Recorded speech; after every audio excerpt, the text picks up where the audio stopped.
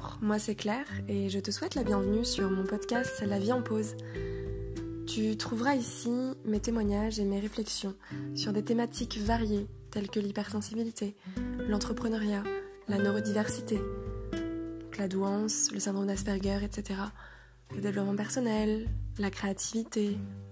Autant de sujets qui moi me passionnent et j'espère t'apportera des réponses à toutes ces milliards de questions que tu peux te poser. L'instant pour faire une pause et pourquoi pas voir la vie en rose.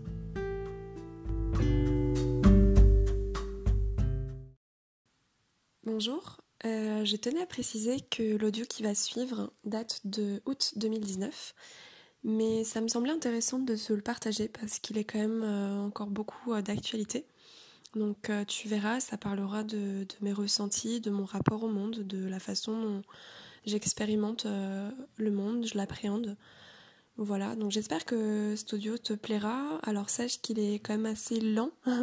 Je pense que j'ai dû enregistrer ça un soir posé. Et puis je pense que plus tard, je te parlerai un peu plus en détail de comment je vis mon hypersensibilité, mes ressentis, mes émotions. Voilà, si ça t'intéresse en tout cas, n'hésite pas à mettre un petit message vocal ou écrit, de m'envoyer un mail, voilà. Je te remercie et je te souhaite une belle écoute. Sinon, je voulais aussi parler... Donc hier soir, j'ai eu une discussion avec quelqu'un qui m'a dit... on a discuté par rapport à la sensibilité et aux sensations. Donc en fait, j'ai réalisé hier soir qu'effectivement, j'étais vraiment motivée par mes sens. Je le savais déjà plus ou moins, mais je ne savais pas que c'était à ce point et que, en fait, c'est ma base, c'est mon moteur pour tout. Tout passe par mes sens, en fait. Je donne un exemple. Par exemple, on discutait en tout cas du fait de se faire des avis parfois sur des choses. Donc cette personne-là, elle aime par exemple lire un bouquin d'une personne qu'elle apprécie, qui l'inspire, des bouquins, il va regarder des vidéos, etc. Et ensuite, ce qu'il aime faire pour essayer de faire un peu le tour de la question aussi, c'est d'essayer de comprendre la vie des autres et donc un peu de voir les avis qui diffèrent aussi. Par exemple, en politique, on peut comparer plusieurs partis politiques, essayer de comprendre le point de vue de l'un, le point de vue de l'autre, etc. Là, on parlait de la science, c'est pareil, sur des théories, de regarder un petit peu ce qui se fait, des personnes qui sont un peu contre la théorie, qui proposent d'autres choses, ou ceux qui sont ok, mais blablabla. Donc c'est vrai que c'est très intéressant de voir de cette façon-là, et ça lui permet en fait d'avoir une vision un peu plus globale et de se faire son propre avis là-dessus. Donc c'est de faire son propre critique. Moi, ce que j'ai remarqué par rapport à moi, c'est pas mon mode de fonctionnement. C'est vrai que j'épluche pas cela comme ça. En fait, donc comme vous en doutez, en fait, je réagis par mes sens, par mes sensations, par mon ressenti en fait. C'est-à-dire, je vais écouter un scientifique, je vais écouter des vidéos de personnes que j'apprécie, même sur un parti politique, etc. Je peux écouter plusieurs discours, c'est possible, mais je vais pas aller creuser, aller comparer, pour que ça forge mon avis en fait. Parce que mon avis, il est déjà là, il est déjà présent avant même que je n'écoute ces personnes-là. Donc, en fait, c'est vraiment, j'écoute vraiment ce que je ressens à l'intérieur de moi. Ce scientifique, je vais pas aller chercher non plus plus loin des controverses, des personnes, etc. pour forger mon avis. Pour moi, c'est évident. En fait, j'ai pas besoin d'aller comprendre tout ça vraiment dans le fond du fond, parce que pour moi c'est déjà là en fait, c'est déjà évident. Ce qu'il dit vient appuyer ce que je ressens déjà à la base en fait. Par exemple, donc j'ai déjà des avis, hein, on va dire, qui sont en fait bien cachés au fond de moi, et des personnes viennent me le faire ressortir parce que ces personnes-là font écho à ce que je ressens. Donc du coup, par exemple, si j'écoute quelqu'un, voilà, parce qu'en fait cette personne-là avec qui j'étais hier soir, elle m'a dit c'est fou parce qu'à la fois t'as besoin de comprendre les choses vraiment précisément. Et c'est vrai que dans des discussions, dans des sujets, j'ai vraiment besoin de creuser et de comprendre jusqu'au bout du bout. Et en fait, encore une fois, qu'est-ce que je vais chercher ? Je vais chercher précisément à comprendre pour ressentir, en fait. Pour être sûr que j'ai bien compris, il faut que ça me touche au plus profond de moi. Donc il faut que ça touche mes sens, parce que sinon c'est trop vague et je suis pas du tout connectée avec la totalité de mon corps, de mes émotions, de mes ressentis, etc. Donc là, ça me perd. Voilà. Donc il y a plein de moments où je suis complètement perdue et où je demande beaucoup de précision, et parfois ça peut être très chiant parce que je pose énormément de questions, j'ai besoin de précision sur des mots par exemple. C'est assez fou. Des fois dans des discussions, il faut que je m'arrête sur plein de choses. Ça peut pas être une discussion fluide où j'écoute du début à la fin. J'écoute une personne et en fait j'ai entendu plein de mots qui m'ont posé plein de questions. Donc du coup je demande des précisions sur ces mots-là, et la discussion peut être très très longue et du coup assez profonde. Et une fois que j'ai compris ça, que je ressens les choses, là je fais ok, c'est bon, j'ai compris. Mais il y a des personnes, des discussions, des théories ou des choses en tout cas, qui sont pour moi évidentes et que je n'ai même pas besoin de plus, que je comprends déjà ce qu'il veut dire, ce que la personne va exprimer, etc. Et ça m'arrive dans des rencontres, ça m'arrive aussi dans des lectures, quand je regarde des photos, je sais pas, dans le milieu artistique par exemple, dans la nature, c'est voilà, c'est juste évident. Tout ce qui est question d'univers, pour moi, c'est tellement... j'ai même pas de mots, en fait. C'est juste que... c'est comme si je le ressentais aussi à l'intérieur de moi.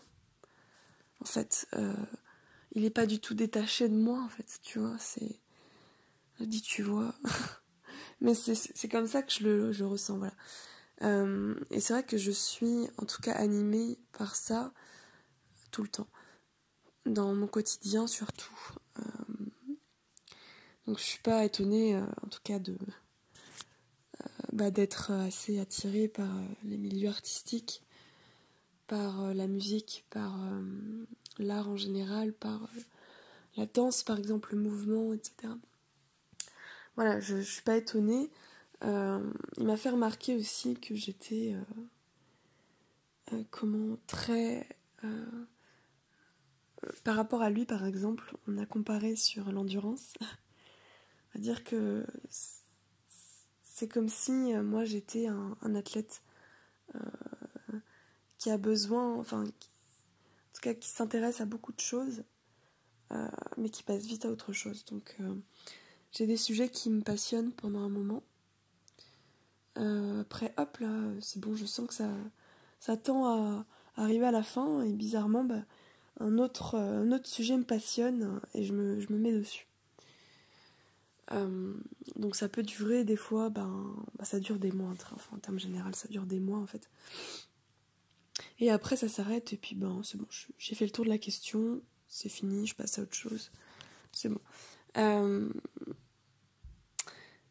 Et lui par exemple, personne avec qui j'étais hier soir, en fait, c'est pas ça, c'est pas rythmé comme ça, en mode intérêts multiples. C'est plus, il a découvert qu'il avait eu deux gros intérêts, on va dire deux gros intérêts dans sa vie, qui sont actuels du coup pour lui. Donc ça a été du très très long terme et c'est quelque chose qui va durer encore des années en fait. C'est presque depuis qu'il est petit, voilà. Et c'était assez marrant de comparer ça parce que donc lui ce serait plutôt quelqu'un d'endurant. C'est marrant parce que du coup, si on fait le parallèle, on a comparé nos rythmes cardiaques, notre battement par minute et parce que du coup moi je suis ça de près du coup étant donné que je m'étais fait opérer du cœur. Donc j'ai un cœur qui bat très vite au repos et lui il a un cœur qui bat très lentement et je suis presque au double de battement de cœur que lui et du coup c'est presque quelque chose, enfin moi ça me donne l'image de quelque chose qui nous anime, qui nous rythme un peu notre flow qu'on appelle le rythme un peu de la vie quotidienne et professionnelle aussi, enfin perso pro quoi, tout la vie quotidienne. Et du coup je suis dans un rythme c'est vrai assez dynamique, assez rythmé, très très rythmé, comme sur un électrocardiogramme, vous voyez, où on voit des ondes en fait quand on mesure l'électrocardiogramme. Voilà, et du coup, c'est un peu les montagnes russes, quoi. Et lui, du coup, c'est très stable. C'est sur une ligne, on va dire, donc bien droite, mais ça fait des petites vagues, des petites oscillations, alors que moi, c'est vraiment très, très piquant. Et du coup, le fait que lui, son cœur batte à 55, 60, 65, voilà, au repos, le mien, il pouvait doubler. Donc du coup, on est rythmé comme ça en fait. Et c'est marrant, voilà, parce que c'est vrai que lui, du coup, c'est quelqu'un de très posé, très calme, et moi, je suis quelqu'un de très guidé par mes émotions, et parfois c'est compliqué parce que ça fait vraiment montagne russe, quoi. Je passe d'un état à un autre en un quart de seconde. Je pense à beaucoup, beaucoup de choses d'une façon assez rapide, et c'est le bordel, en fait, clairement. Franchement, c'est vu de l'intérieur et vu de l'extérieur, je pense que c'est pareil. C'est vraiment le bordélique, en fait. C'est le bordel et des fois, je le vois par rapport à ce que j'exprime à l'extérieur. Quand je vois que mon téléphone portable, mon ordi, mon appart, tout est en bordel, là je comprends que j'ai plus de temps et ça va trop vite et voilà. Et mais à la fois, comme vous l'entendez, je suis quand même quelqu'un d'assez posé extérieurement. Je suis pas quand je suis avec des gens en fait, je peux vraiment renvoyer une image de quelqu'un de très observatrice, très posée. Je parle pas beaucoup. Voilà, il me faut du temps en fait. Et c'est parfois pas évident. En fait, c'est comme si ça me bouffait toute mon énergie et du coup, je me fous à côté et j'observe quoi. Je participe pas beaucoup. Mais ça dépend. Encore une fois, ça dépend des périodes et il y a des fois où je vais être très extravertie. Enfin, je suis jamais dans le juste milieu quoi. C'est un peu l'un ou l'autre. Et quand je suis extravertie, je suis très très speed et on me le dit. On m'a fait plusieurs fois la réflexion, mais t'as pris de la drogue ou quoi? Enfin, sérieusement, quoi. Je pensais vraiment que j'étais coquée. Donc, voilà. Donc, ça arrive parfois que j'aille très vite dans mes mouvements, dans ma façon de parler. Quand je suis dans cet état-là, j'ai du mal à... je bégaye beaucoup. Voilà, ça va vite, en fait. Et du coup... je parle beaucoup avec les mains, je bouge beaucoup dans la pièce, je parle énormément, enfin ça m'est arrivé hier soir, voilà, c'est un peu particulier, c'est pas tous les jours comme ça, mais ça arrive assez souvent. Là dernièrement, sur ces 6 derniers mois, j'étais hyper speed en fait, mon rythme il était très très très rapide. Et ça, enfin, je vais pas vous cacher que ça m'a épuisée, hein, bien entendu, hein, ça m'épuise d'être comme ça. Parce que c'est de la surcharge mentale, la surstimulation, c'est très... Et en fait, du coup, j'ai d'un seul, après 6 mois, même 1 an d'hyperactivité, on va dire, en tout, du coup, ça a fait flop. Donc, surcharge, quoi. Donc là, ça fait 1 mois que je suis posée, que j'ai fait beaucoup de crises d'anxiété, de choses comme ça. Je suis beaucoup plus calme. Donc je suis en période un petit peu d'introspection, d'introversion aussi, d'isolation. Voilà, c'est plus calme et là j'ai besoin de nature, j'ai besoin de repos. Alors j'espère que ça va pas durer trop longtemps parce que j'ai du travail et que c'est compliqué de gérer ça quand on travaille. Après, encore une fois, je pense que je ne vais pas trop me prendre la tête là-dessus. J'ai besoin de suivre mon rythme, en fait, tout simplement. Donc, après, c'est vrai que c'est quelque chose que j'ai du mal à canaliser mon énergie, ça c'est très compliqué. En fait, à partir du moment où je me retrouve dans une stimulation, je me retrouve comme dans une spirale. Donc tout va très vite.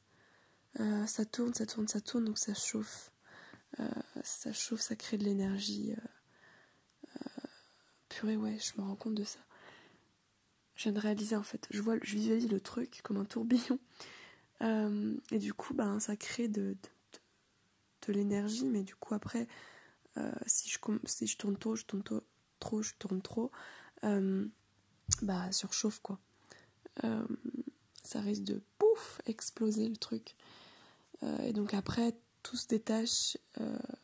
C'est comme si ça avait une espèce d'implosion plutôt. Et du coup après, je suis hyper posée, quoi. Donc c'est voilà. Voilà, du coup. Si tu as aimé ce podcast, je te laisse me mettre un petit commentaire. J'ai vu que sur Encore, on peut mettre un message vocal.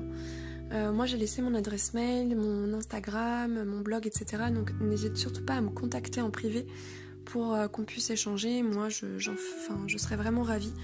Voilà, je sais qu'aussi les étoiles, ça, je crois sur Google Podcast, etc. Sur plusieurs plateformes, ça permet d'augmenter la visibilité. Donc si ça peut aider plusieurs personnes, je te laisse me mettre aussi un avis avec le plus d'étoiles possible. Merci, à bientôt.